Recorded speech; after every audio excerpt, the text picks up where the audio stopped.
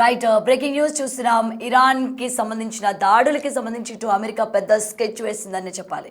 అయితే ఇటు అమెరికా ముఖ్యంగా గట్టి వార్నింగ్లే ఇస్తోంది. ఎక్కడ కూడా భయపడకుండా, ఎక్కడ కూడా బెదిరిపోకుండా ఇస్తున్న వార్నింగ్లు కనుక మనం చూసుకున్నట్లయితే నిజంగా ఏంటి ఈ విధంగా ఇంతలాగా ఎందుకు వార్నింగ్స్ ఇస్తోంది అన్నట్టు మనకి ఇక్కడ క్లియర్గా కనిపిస్తుంది. అయితే ఇరాన్లో పెద్ద ఎత్తున దాడులకైతే ఇప్పటికే అమెరికా స్కెచ్ వేసినట్టు కూడా తెలుస్తోంది.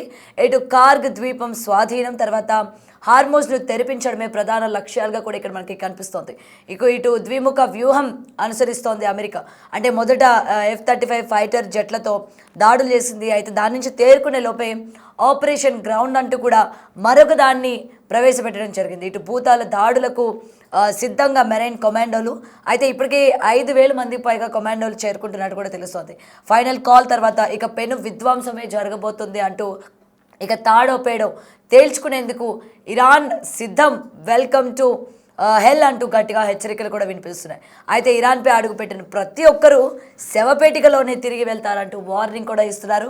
అయితే ఈ వార్నింగ్ కనుక మనం చూసుకున్నట్లయితే చాలా గట్టిగానే వార్నింగ్లు ఇచ్చుకున్నట్టు తెలుస్తుంది. ఎందుకంటే ఇరాన్ పైన కనుక అడుగు పెడితే అది శవపేటికలోనే, అంటే జనాలు చనిపోయి మాత్రమే మీరు తిరిగి వెళ్తారు తప్ప ప్రాణాలతో ఎవరు కూడా ఇరాన్కి తిరిగి వెళ్ళరు అన్నట్టు ఈ చేస్తున్న వార్నింగ్స్ కనుక మనం చూసుకున్నట్లయితే ఇంకా ఈ యొక్క యుద్ధాన్ని పెంచేటట్టే మనకి కనిపిస్తుంది. అంటే అగ్గికి ఆద్యం పోసినట్టు అంటారు చూడండి, అదే విధంగా వీళ్ళు ప్రతి దాడులు చేసుకోవడం, అయితే ఈ విధంగా మాటలు యుద్ధాలు చేసుకోవడం మనం చూస్తున్నాం. ఎక్కడ కూడా తగ్గని పరిస్థితులు, తగ్గని వాతావరణమే మనకి క్లియర్గా కనిపిస్తుంది.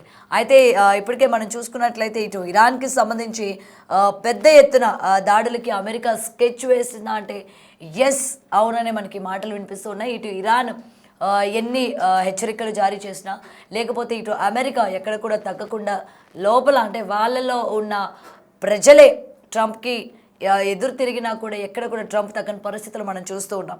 సో ఈ నేపథ్యంలోని దాడులకి మరొక స్కెచ్, అంటే మరి ఇంకా ఏ విధంగా మనం స్కెచ్ చేయాలి, ఇంకా ఏ విధంగా ఇరాన్ని దెబ్బతీయాలి అన్న విధంగానే ఎత్తులకు పై ఎత్తులు వేసుకుంటూ వెళ్తున్న పరిస్థితులు మనం ఇక్కడ చూస్తూ ఉన్నాం.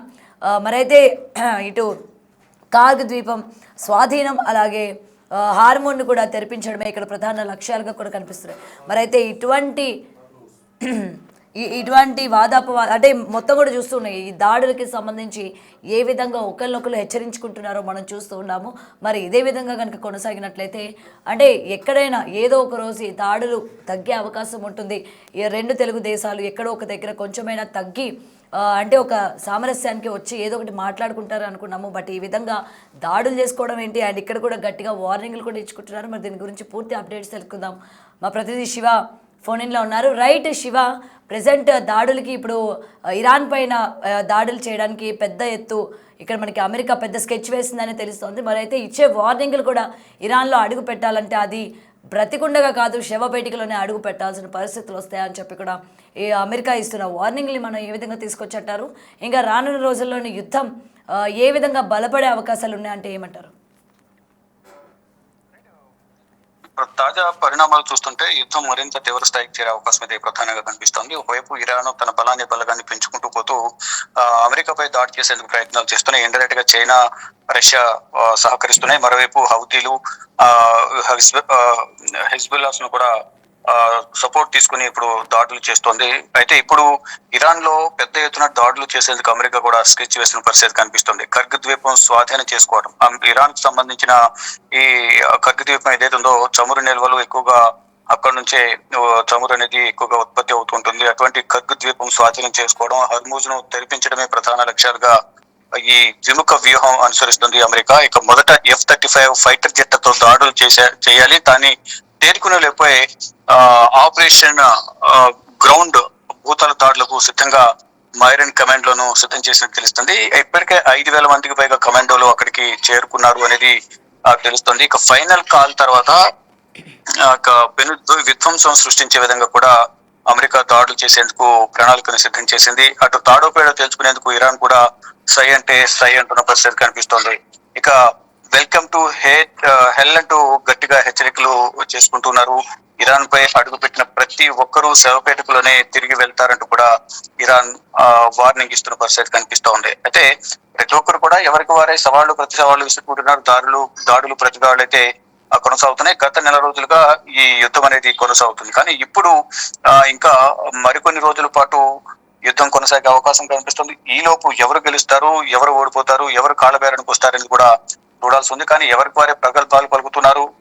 వైపు ఇరాన్ మొత్తం అందరినీ సపోర్ట్ తీసుకుని ఇంకా యుద్ధం చేస్తాము, వెనుకడుగు వేసేది లేదంటూ ఇరాన్ అంటుంటే భారీ స్కెచ్ వేసి ఇరాన్ ను స్వాధీనం చేసుకుంటాము, కర్గ్ ద్వీపాన్ని మరోవైపు హర్ముజ్ జలసంధిని ఓపెన్ చేస్తాము అనేది అమెరికా చెప్తోంది. కానీ ఇక్కడ ఇజ్రాయెల్ అలాగే అమెరికాకు సంబంధించిన ప్రజల నుంచి అయితే తీవ్ర వ్యతిరేకత వ్యక్తం అవుతుంది. అయినప్పటికీ కూడా యుద్ధం చేసి గెలిచి తీరుతామంటూ ట్రంప్ చెప్తూ ఉన్నారు. మరోవైపు ఇటు ఇరాన్ కూడా దేనికైనా మేము సిద్ధంగా ఉన్నామంటూ వీరు కూడా ప్రతిదాడులకు సై అంటూ ఉన్నారు. ఇక మొత్తం 3,500 మంది మెరైన్లతో కూడిన యుఎస్ఎస్ ట్రిపోలి యుద్ధ నౌక రంగంలోకి దిగినట్టు తెలుస్తుంది. అయితే ఇరాన్ గడ్డను స్వాధీనం చేసుకోవడం కంటే అక్కడ అమెరికా సైనికులను రక్షించుకోవడమే అసలైన సవాల్ అంటూ కూడా రక్షణ నిపుణులు ఈ అమెరికా అధ్యక్షుడు ట్రంప్ ను హెచ్చరిస్తున్నారు. అటు అమెరికా అధ్యక్షుడు ట్రంప్ ఇరాన్ కు చివరి హెచ్చరిక కూడా జారీ చేశారు. ఒప్పందానికి అంగీకరించకపోతే ప్రచండ యుద్ధం తప్పదని కూడా ఇరాన్ సైనిక పరంగా ఓడిపోయిందంటూ కూడా గ్రహించాలని స్పష్టం చేశారు. అంటే మొదటి నుంచి కూడా